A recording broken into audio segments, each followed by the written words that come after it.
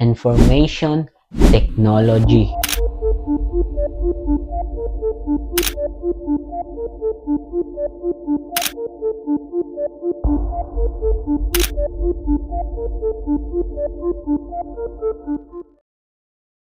IT ang isa sa pinaka-demand na trabaho ngayon. Sa patuloy na pag-unlad ng teknolohiya, dumarami ang mga kumpanyang nangangailangan ng mga IT professionals tulad ng software developers, system analysis, network administrators at cyber security expert. Ang IT ay may mahalagang papel sa halos lahat ng industriya mula sa education, kalusugan, negosyo hanggang sa gobyerno. Bukod sa mataas na demand, maganda rin ang oportunidad para sa career growth at competitive na sahod sa larangang ito.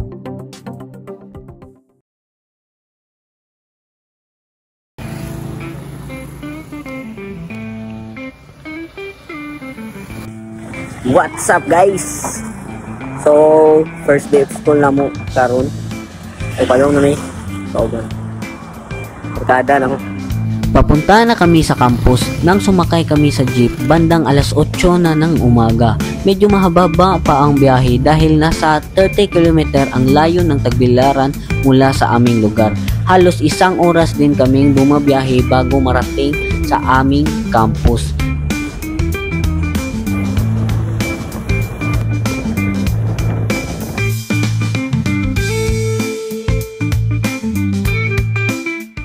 Ano nga ba ang meaning ng information technology? Refers to the use of computers, software, networks, and other electronic systems to store, process, transmit, secure, and manage data or information.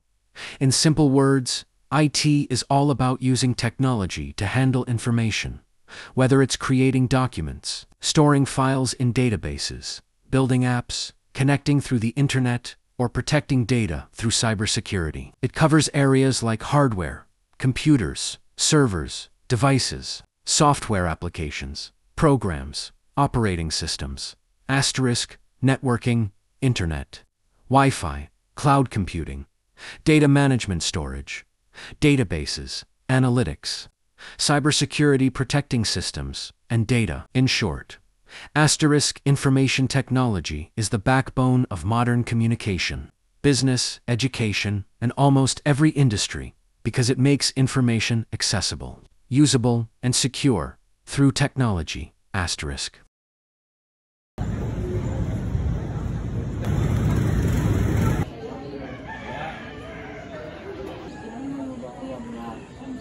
Nakarating na rin kami sa campus matapos ang halos 1 oras na biyahe. Pagdating namin sa computer laboratory, nagkaroon kami ng konting aberya dahil hindi agad namin nabuksan ang pinto. Dahil dito, nagpalitan kami sa pagsubok na buksan ito.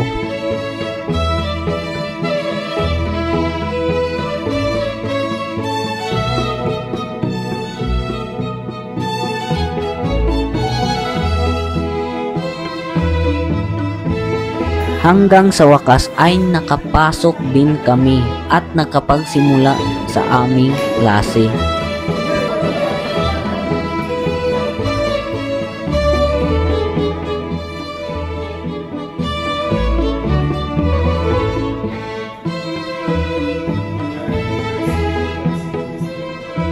First day of school na rin po.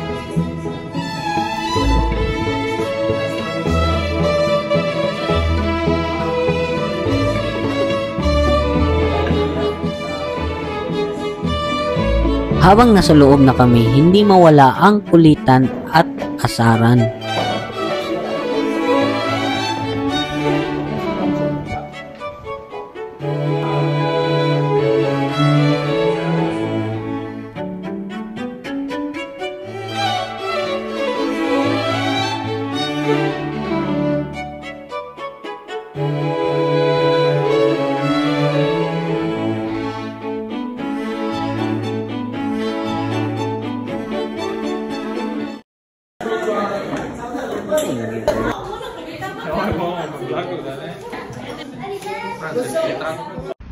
Akala namin tapos na ang klase pero hindi pa pala.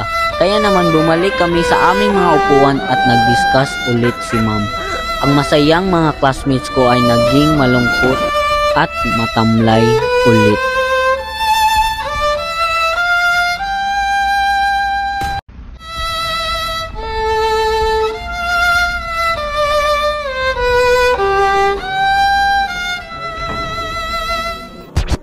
At pagkatapos ng klase ay bumalik ulit ang sigla ng aking mga classmates, kaya naman pumunta kami sa Alturas para doon magtanghalian at magpalamig bago kami uuwi.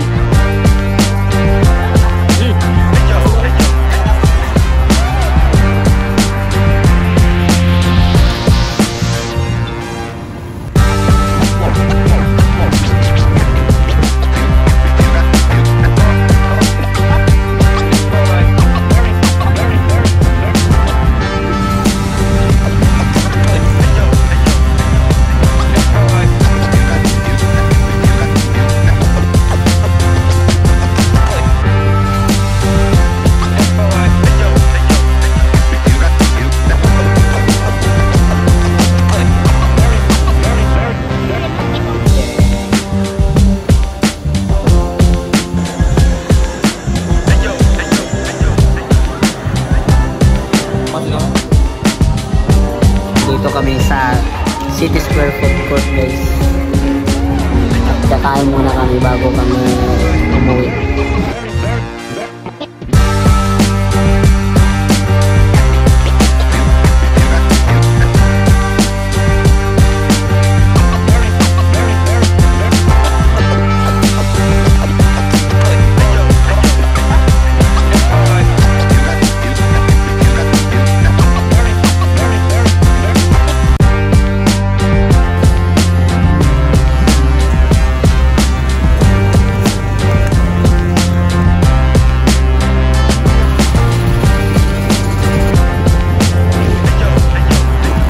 What's up, guys?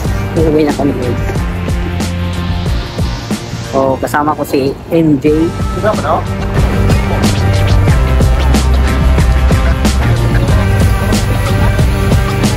Being a student is never easy. We face deadlines, challenges, and moments of doubt. But remember, every effort you give today is an investment in your future. Don't give up when it gets hard, because struggles are proof that you're growing and learning. Stay focused, stay motivated, and believe in yourself. Your hard work will pay off, and your success will be worth every sacrifice. The world is waiting, and your journey is far from over. Stay safe, be humble, and always remember, be positive.